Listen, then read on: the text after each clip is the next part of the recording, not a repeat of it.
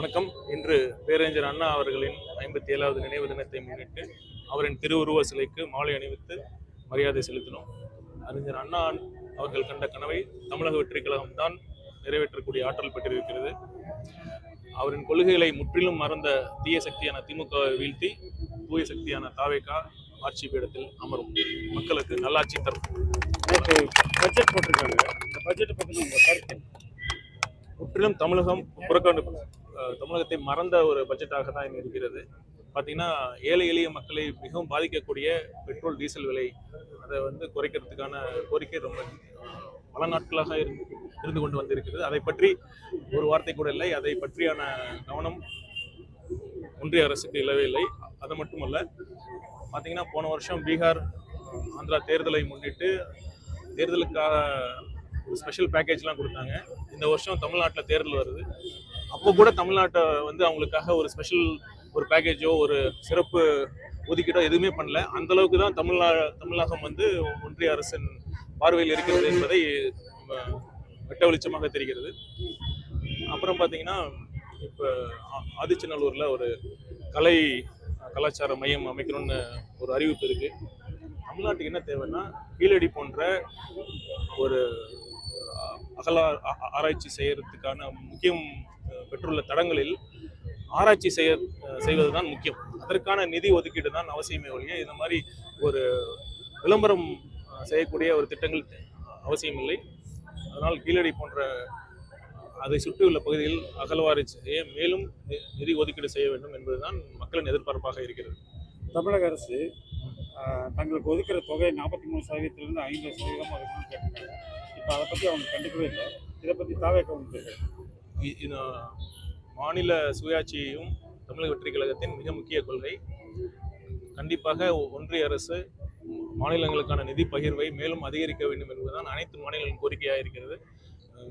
இது இந்த ஆண்டும் அதை பற்றியான ஒரு நிதி பகிர்வு இல்லாதது மிகவும் ஏமாற்றத்தை அளிக்கிறது. இது வரைக்கும் அது தொடர்பாக ஏதாவது அறிக்கைகள் இல்லை கண்டனங்களை தெரிவிச்சிருக்கோம். அதான் நாங்கள் இப்போ சொல்கிறோம்ல. இப்போ சொல்கிறீங்க இல்லை, அதிகாரப்பூர்வமாக வேறு ஏதாவது கருத்துக்கள் சொல்லியிருக்கீங்க? அதிகாரப்பூர்வமாக தான் வரும். சார், இதுவரையும் கட்சி தொடங்கி 3 ஆண்டுகள் ஆகுது.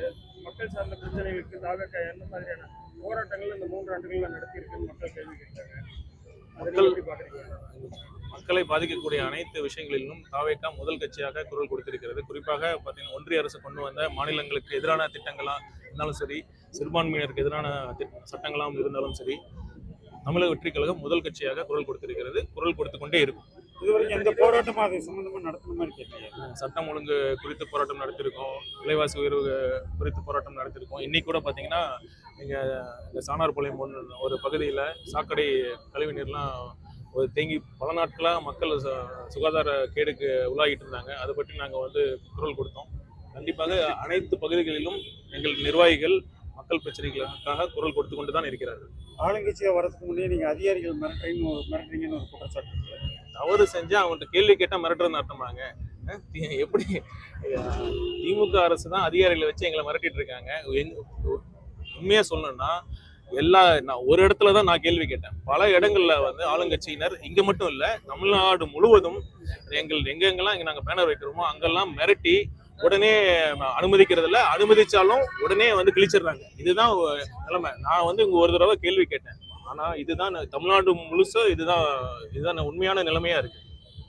இல்ல சார், இப்ப அன்னைக்கு பேனர் பிரச்சனையா இருக்கட்டும், இன்னைக்கு இந்த சாக்கடை பிரச்சனையா இருக்கட்டும், ஐஆர்எஸ் அதிகாரி முன்னாள் அதிகாரிங்கிறதுனால அந்த பதவி யூஸ் பண்ணி இப்ப அதிகாரிகளை மிரட்டறதா மக்கள் நினைக்கிறாங்க.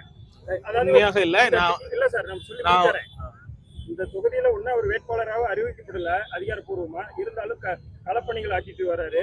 இந்த நிலையில அதிகாரிகளை மிரட்டும் தோணியில அவர் பேசுறாரு. இன்னும் இவர் சட்டமன்ற உறுப்பினரோ அல்லது எம்பி ஆயிட்டாருன்னா அதிகாரிகளை என்ன நிலப்பிச்சு வருவாங்க அப்படிங்கிற ஒரு அச்சம் மக்கள் மத்தியில் இருக்கு. அது எப்படி பாக்குறீங்க? மக்கள் மத்தியிலேயா இல்ல திமுக மத்தியிலேயான்னு எனக்கு விளக்கி சொல்லுங்க. மக்கள் பாத்தீங்கன்னா, இன்னைக்கு கூட அதிகாரிகளிடம் நாங்க சுற்றி இருந்த எல்லாருமே இருந்தாங்க. எவ்வளவு மரியாதையா தான் அங்க பேசணும். நெடுநாள் கோரிக்கைகளை நிறைவேற்றாம இருந்தாங்க. மக்கள் கோவத்துல இருக்காங்க. மக்கள் உண்மையில என்ன சொன்னாங்க, நான் போராடுறேன்னு சொன்னாங்க. நான் தான் வெயிட் பண்ணுங்க, நம்ம பேசுவோம், அதிகாரிகள் சரி செய்யறாங்களான்னு பார்க்கலான்னு தான் நாங்க சொன்னோம். அநேகமா இப்ப பண்ணிட்டு இருக்காங்கன்னு நினைக்கிறேன். பார்க்கலாம் எப்படி இருக்காங்க. கண்டிப்பாக வந்து தமிழக வெற்றி கழகம் அதிகாரம் வந்து ஒரு பொறுப்பே ஒழிய அது பதவி கிடையாது. அதுதான் எங்களோட தலைவர் அடிக்கடி சொல்லுவாரு. நாங்க மக்களுக்காக கண்டிப்பாக குரல் கொடுப்போம்.